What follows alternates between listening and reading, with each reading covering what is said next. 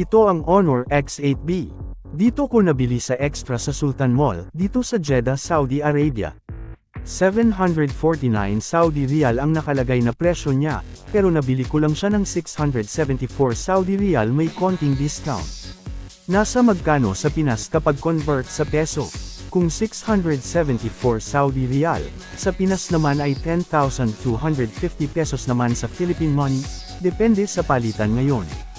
Wala na daw available na color green kaya color black na lang kinuha ko. Honor 90 Lite sana kukunin ko kasi 5G na, 256GB memory pa. Kaso magkatabi sila ng Honor X8B, pinagkumpara ko silang dalawa. Mas maliwanag ang camera ng Honor X8B kesa Honor 90 Lite. Kaya nag-decide na lang ako na ang Honor 90 Lite ay hindi ko nakukunin, kundi ang kukunin ko na ay ang Honor X8B. Nakumbinsi ako o nabighani akong bumili nito kasi sa mga specifications niya. Ako, ang gusto ko sa cellphone ay malaki ang storage o ang internal memory. Kung mahilig ka mag-save ng photo, video o ano pa. Eto para sa iyo, kasi murang-mura na. Marami kang may save na mga files mo. Gaya itong Honor X8B na may 512GB internal memory. May RAM size na 8GB plus 8GB, magaan lang siya, hindi siya mabigat. Nasa 166 gramo lang. Android 13 Plus Magic OS 7.2. Ang network niya, hindi siya 5G kundi 4G, pero wala naman problem, mabilis pa rin.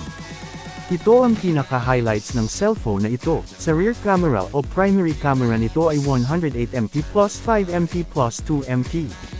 Sa front camera o sa selfie ay 50MP. Grabe, ang cellphone ko lang na ipinalit ko dito sa Honor X8B ay itong Huawei Nova 3i. Na buhay pa rin at nabili ko ito noong 2019, 5 years na nga at kailangan ko na ring mag-upgrade ng cellphone. Sa screen size nito ay 6.7 inches, wala siya memory card. Dual SIM. Hindi rin ito wireless charging. Ang color na available ay midnight black. Hindi siya waterproof. Fingerprint yes. Face ID, yes. Battery size 4,500 mAh o mAh at fast charging ito. Napakabilis mag-charge. Napakagaan din ito, kaya kung malakas ang hangin, higpitan lang mabuti para di matangay o mahulog.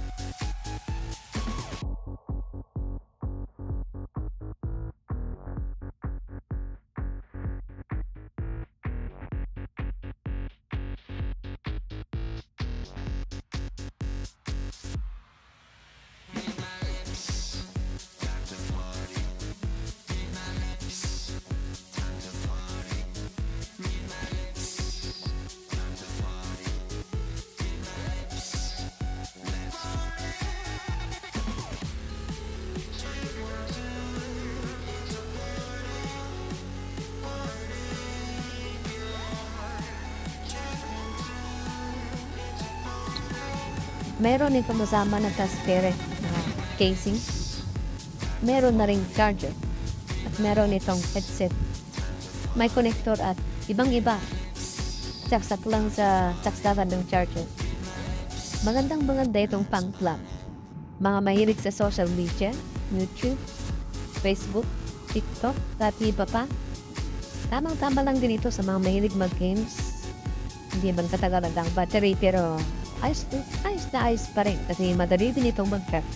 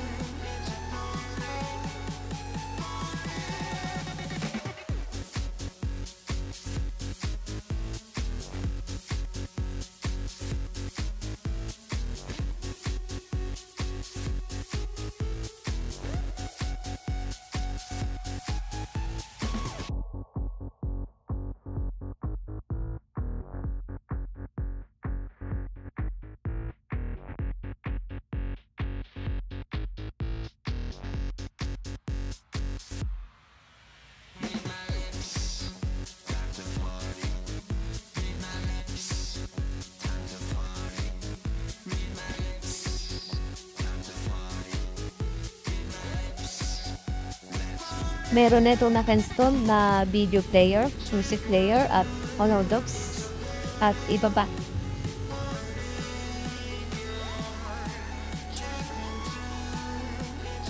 Sinubukan kong mag-video sa araw at ang kuha nakakaliwanag. Ganon din sa gabi, maniwanag na maniwanag ang kuha si video.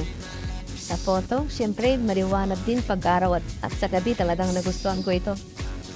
Sinubukan ko na sa games, mas maliwanag kaysa sa dating ginagamit ko na cellphone na Huawei Nova 3i. Malayo-malayo kasi nga naman 2019 pa nga ang old city ko.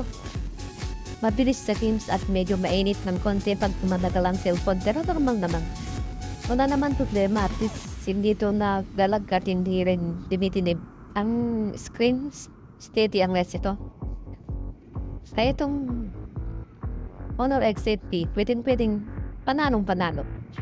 Naka 512 GP na, naka 108 NP sa camera pa. Tamang-tama sa vlogging, sa gaming, searching sa social media at sa marami pang iba sa sulit na halaga.